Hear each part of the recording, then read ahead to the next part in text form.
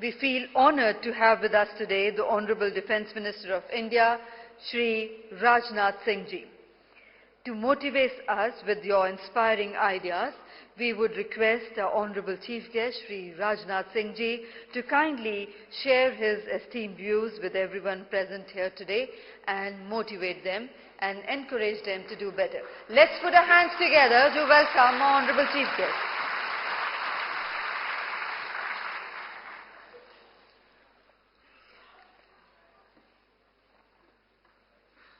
भारत सरकार के आयुष एवं रक्षा राज्य मंत्री श्रीपद यशो नाइक जी, डॉक्टर जितेंद्र सिंह जी, राज्य मंत्री पीएमओ एवं पर्सनल, और श्री वैद्य राजेश कोटेचा, सचिव आयुष मंत्रालय, श्री प्रमोद कुमार पाठक, एडिशनल सेक्रेटरी आयुष मंत्रालय, प्रोफेसर असीम अली खान, डायरेक्टर जनरल आयुष मंत्रालय, डॉक्टर मोहम्मद ताहिर, एडवाइजर यूनानी, और डिफरेंट यूनिवर्सिटी से आए हुए यहाँ पर सभी वाइस चांसलर्स और इंटरनेशनल और national delegates, distinguished guest, friends from media और अन्य देवी एवं सज्जनों, आज इस यूनानी दिवस के अवसर पर आयुष मंत्रालय द्वारा आयोजित इस कार्यक्रम में उपस्थित होकर मुझे बेहद खुशी हुई है। वैसे जब मुझसे पहले आग्रह किया गया था तो मैंने अपनी चिंता व्यक्त की थी कि मैं आयुष के बारे में बहुत अधिक जानकारी नहीं रखता हूं, तो वहां पर चीफ गेस्ट के रूप में मेरे जाने का कोई औचित्य नहीं है। फिर भी आग्रह था, डॉक्टर आसिम अली साहब आप ही गए थे, इन्हीं का आग्रह था, और हमारे रक्षा राज्य मंत्री, लेकिन मैंने कहा कि कभी नहीं गया हूं इसलिए मुझे जाना चाहिए।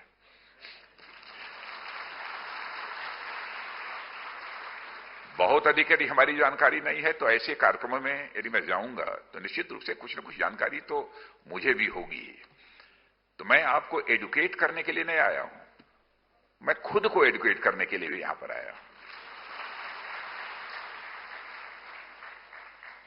और डिफरेंट कंट्रीज से जो पार्टिसिपेंट्स हैं यहां पर हैं, स्कॉलर्स हैं, और भारत की योग और आरोग्य की भूमि मानी जाती है, और इस भूमि पर आप सब मौजूद हैं। यहां पर मेरी तरफ से भी आप सबका स्वागत है, अभिनंदन है।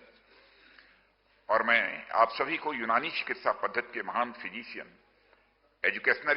एजुकेशनिस्ट और फ्रीडम फाइटर्स जनाब हकीम अजमल खान साहब के जन्म दिवस पर मनाए जाने वाले इस यूनानी दिवस की अपनी तरफ से हार्दिक बधाई देता हूं। हकीम अजमल खान न सिर्फ एक जाने माने यूनानी चिकित्सा विशेषज्ञ थे, बल्कि भारत के स्वतंत्रता संग्राम में भी उनका एक बहुत ही महत्वपूर्ण योगदान रहा है। एक तरफ जहां उनके कर्म में मानव स्वास्थ्य का चिंतन था, वहीं दूसरी तरफ उनका देश, उनका भारत उनके मन में बसता था। और मैं समझता हूं कि आज के दिवस को यूनानी दिवस घोषित करना हकीम अजमल खान साहब के प्रति यह एक सच्ची अकीदत होगी। देवियों सज्जनों, लगभग 2500 साल पहले एंशिएंट ग्रीस में जन्मी यूनानी चिकित्सा का अरब और पर्शिया से होते हुए भारत आना और इसका यहां रच बस जाना इस पद्धति की एक्सेप्टेबिलिटी और इसकी लोकप्रियता को सिंबलाइज करता है, इसका यह प्रतीक है।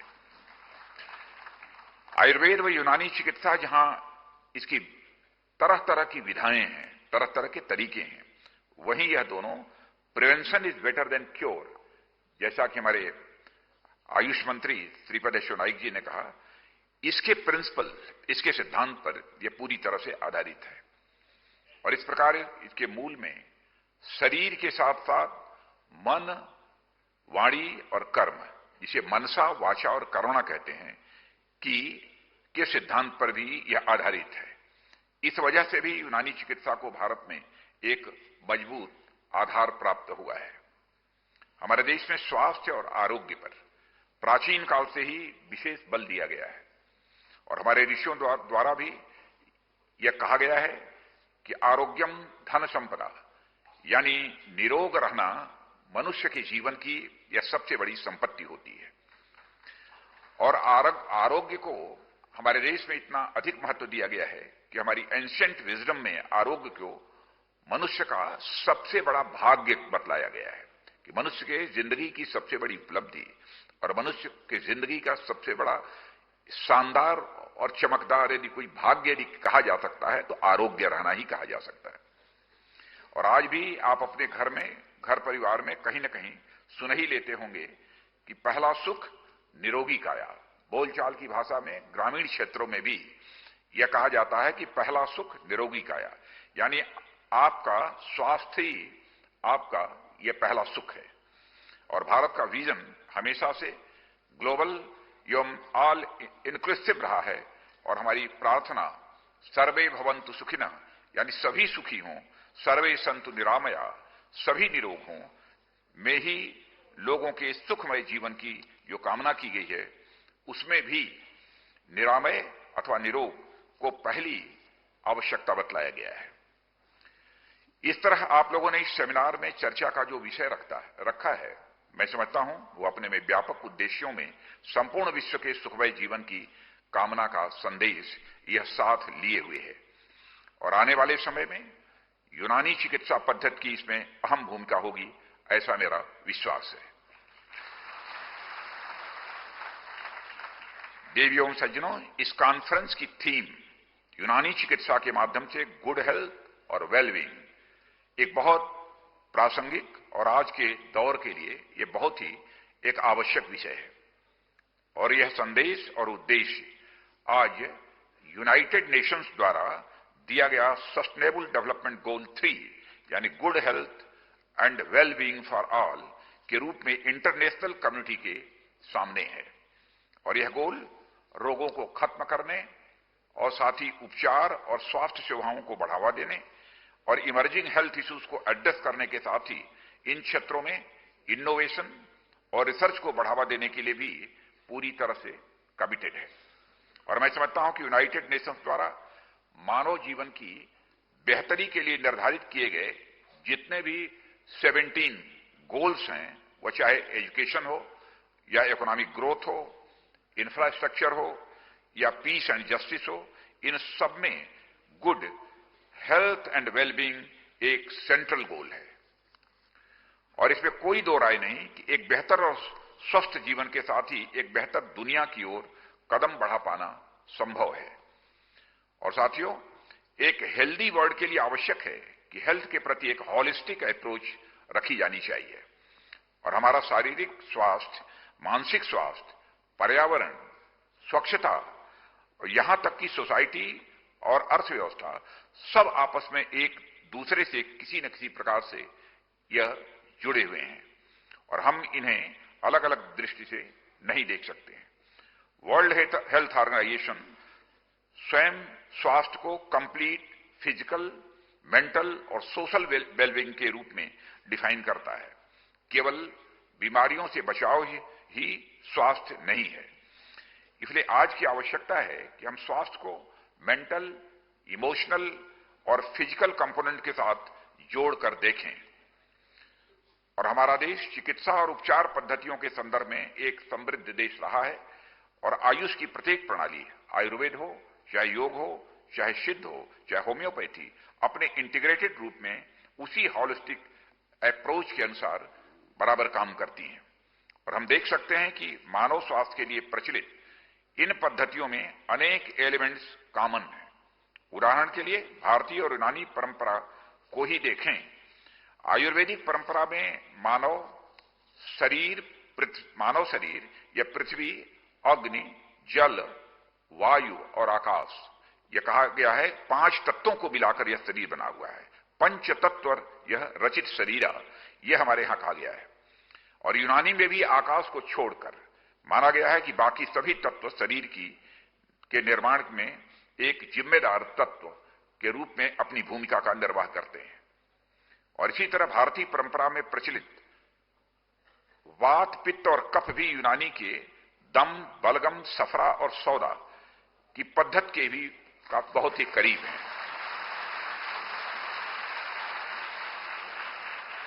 और यहां बैठे यूनानी पद्धति के स्कॉलर्स से मैं यह कहना चाहूंगा कि वे लोग इस विषय पर भी विचार करें कि यूनानी पद्धति और भारतीय पद्धति में इतनी सिमिलरिटी क्यों है, और ये है तो यह कैसे है। और मैं समझता हूं इसकी हिस्ट्री होगी, मुझे भले ही जानकारी न हो, लेकिन आप लोगों को इस बात की जानकारी होगी। लेकिन फिर भी यदि न हो तो इस पर और काम किया जाना चाहिए। और इस तरह एक चिकित्सकीय रिसर्च के साथ सभ्यतागत रिसर्च भी इस फील्ड में अपेक्षित है। मित्रों, पारंपरिक चिकित्सा पद्धति में बदलते समय के साथ नई पद्धतियों और हेल्थ मैनेजमेंट की नई तकनीकों को साथ जोड़ने की भी आवश्यकता है। और मुझे यह जानकर खुशी है कि आयुष मंत्रालय ने हमारी ट्रेडिशनल सिस्टम ऑफ मेडिसिन के विकास के लिए भी कई बेहतरीन कदम उठाए हैं। इसलिए आयुष मंत्रालय को इसके लिए मैं बधाई देना चाहता हूं। और आयुष सिस्टम की अलग अलग पद्धतियों के साथ मिलकर यूनानी चिकित्सा पद्धति नॉन कम्युनिकेबल डिजीजेस का समाधान खोजने में एक महत्वपूर्ण रोल प्ले कर सकती है। और आज के लाइफ स्टाइल के कारण हेल्थ केयर डिलीवरी सिस्टम में यूनानी चिकित्सा का एक अहम पद्धति के रूप में उभरना इस बात का एक जीता जागता प्रमाण है। यूनानी चिकित्सा पद्धति अपने आप में यूनिक है। मैंने कहा कि मैंने अपने ऊपर इसे आजमाया नहीं कभी है, लेकिन कुछ लोगों का यह मानना है जो मुझसे चर्चा करते हैं कि यूनानी चिकित्सा पद्धति अपने आप में यूनिक है और स्वास्थ्य जीवन के लिए इजी अवेलेबिलिटी, इफेक्टिवनेस एवं एफोर्डेबिलिटी यूनानी चिकित्सा पद्धति की यह महत्वपूर्ण विशेषताएं मानी गई हैं। और इस प्रणाली में उपयोग की जाने वाली दवाएं ज्यादातर पौधों और मिनरल से प्राप्त की जाती हैं, इसलिए वे कंपैरेटिवली नेचुरल और साथ ही साथ सुरक्षित भी हैं। और ये दवाएं प्रकृति की तरफ लौटने अथवा केमिकल व आर्टिफिशियल दवाओं से नेचुरल प्रोडक्ट्स की तरफ बढ़ने की भी हमें प्रेरणा देती हैं। और यह प्रणाली विभिन्न आम और पुरानी बीमारियों के लिए टाइम टेस्टेड रेमेडीज भी प्रस्तुत करती हैं। नॉन कम्युनिकेबल डिजीजेस सहित विभिन्न स्वास्थ्य चुनौतियों के समाधान खोजने में अन्य आयुष सिस्टम के साथ यूनानी चिकित्सा एक महत्वपूर्ण भूमिका निभा सकती है। देवियों सज्जनों, आज जिस गति से एंटीबायोटिक्स का प्रयोग बढ़ा है और कई बार बिना जरूरत के भी एंटीबायोटिक्स दे दी जाती है, उससे एंटीबायोटिक्स रेजिस्टेंस के इंस्टांसेज भी बहुत बढ़ते जा रहे हैं। वैसे डॉक्टर जितेंद्र सिंह जी भी डॉक्टर हैं, लेकिन इस मामले में वो पूरी सावधानी बरतते हैं। जब आवश्यक होता है तभी एंटीबायोटिक्स देते हैं। ऐसी स्थिति में आयुष सिस्टम ऑफ मेडिसिन और खासकर यूनानी सिस्टम काफी उपयोगी साबित हो सकता है। और एक खास बात जो हमें यूनानी इतिहास में पता चली कि शरीर की इम्यूनिटी को बढ़ाने वाली दवाएं भी यूनानी सिस्टम में होती हैं और इनका उचित प्रयोग करके तरह तरह के रोगों से बचना यह भी संभव हो पाता है। और यूनानी पद्धति हमें बिना किसी विशेष प्रयास के केवल अपने खान पान में बैलेंसिंग करके अपने शरीर को स्वस्थ रखने का भी उपाय बताता है। और साथ ही यूनानी पद्धति जिस सिम्पटोमेटिक ट्रीटमेंट की जगह किसी भी रोगी को कंप्लीट ट्रीटमेंट की भी प्रदान करता है और उसकी तरफ ध्यान देती है यह सिस्टम। देवियों सज्जनों, मेन स्ट्रीम हेल्थ केयर में यूनानी मेडिसिन की एक्सेप्टेबिलिटी इसकी जनता में लोकप्रियता पर ही आधारित है। और इस पद्धति से शरीर के टॉक्सिक्स को बाहर निकाल देना काफी लोकप्रिय होता जा रहा है, जो यूनानी चिकित्सा का एक प्रमुख अंग है। अब टॉक्सिक्स को कैसे बाहर निकाला जा सकता है, मुझसे किसी ने चर्चा की थी कि यूनानी पद्धति के द्वारा ये काम को किया जा सकता है कि शरीर की जो टॉक्सिक्स होती हैं इनको कैसे बाहर निकाला जाए। और आज हमें यह भी देखने की जरूरत है कि किस तरीके से हम यूनानी सिस्टम को और बेहतर एवं पॉपुलर बनाए हैं। और मेरे ध्यान में कुछ आसान कदम आते हैं, जैसे स्टैंडर्डाइजेशन कर देने से पेशेंट्स में यूनानी दवाइयों के प्रति और अधिक भरोसा बढ़ेगा और इस सिस्टम को बाकी आयुष सिस्टम के साथ देश विदेश दोनों जगह पॉपुलराइज किया जाए ताकि लोगों के बीच से डिमांड आए। डॉक्टर्स की ट्रेनिंग एवं कोर्स को मॉडर्न टेक्नोलॉजी के साथ इंटीग्रेट करके और भी रिलेवेंट बनाया जाए। साथ ही सबसे ज्यादा जरूरत है कि इस सिस्टम ऑफ मेडिसिन में रिसर्च वर्क होना चाहिए, या मैं कहूंगा कि रिसर्च वर्क को बढ़ाया जाना चाहिए। और मेरा मानना है कि लगातार रिसर्च और इंप्रूवमेंट का कार्य चलते रहना चाहिए, क्योंकि बदलते समय के साथ ही अब नए नए रोगों का भी आगमन हो रहा है, जिनका सामना करने के लिए हम सबको तैयार रहना होगा। और मित्रों, मैं युवा स्टूडेंट्स और रिसर्चर्स के प्रोत्साहन के लिए भी दो शब्द यहां पर मैं कहना चाहूंगा, जो इस सम्मेलन में भाग लेने के लिए आज यहां पर आए हुए हैं। जब आप किसी कॉन्फ्रेंस में भाग लेने आते हैं तो यह आपकी जानकारी को बढ़ाने के साथ साथ आपको एक ह्यूमन नेटवर्क बनाने की भी अपॉर्चुनिटी देता है, जो आपके वर्क कैलिबर को असीमित ऊंचाइयों तक ले जाने में भी यह सक्षम होता है। और मैं विभिन्न कैटेगरीज में जो पुरस्कृत हुए हैं रेसिपिएंट्स, उनकी लगन व उनके बेजोड़ योगदान के लिए भी उन्हें मैं तहे दिल अपनी तरफ से हार्दिक बधाई देता हूं। और मित्रों, जब मैं हमारे देश के हेल्थ केयर सिस्टम को समग्रता में देखता हूं तो मैं पाता हूं कि श्री श्रीपद यशो नाइक के नेतृत्व में आयुष मंत्रालय ने महत्वपूर्ण हेल्थ प्रोग्राम की ओर महत्वपूर्ण कदम बढ़ाया है। और आप देश की रक्षा के साथ साथ देश की स्वास्थ्य रक्षा से भी जुड़े हुए हैं, यह बड़ी बात है। और मुझे लगता है प्रधानमंत्री जी ने बहुत ही सोच समझकर यह फैसला लिया है कि इनको स्वास्थ्य रक्षा की जिम्मेदारी के साथ साथ देश रक्षा की भी जिम्मेदारी दी जानी चाहिए। और अंत में मैं कहना चाहूंगा कि ह्यूमन वेलबींग की जितनी भी पारंपरिक पद्धतियां उपलब्ध हैं, उन सबकी अपनी एक खास मेरिट है। हमें उन मेरिट्स को पहचानते हुए सभी पद्धतियों को एक साथ लेकर चलने की जरूरत है, जिससे हम एक बेहतर मानव, बेहतर समुदाय और बेहतर राष्ट्र और एक बेहतर विश्व के निर्माण की ओर अग्रसर हो सकें। मैं इन्हीं शब्दों के साथ इस कॉन्फ्रेंस की सफलता की कामना करता हूं और आप सबको मैं पुनः अपनी तरफ से हार्दिक धन्यवाद देता हूं। बहुत बहुत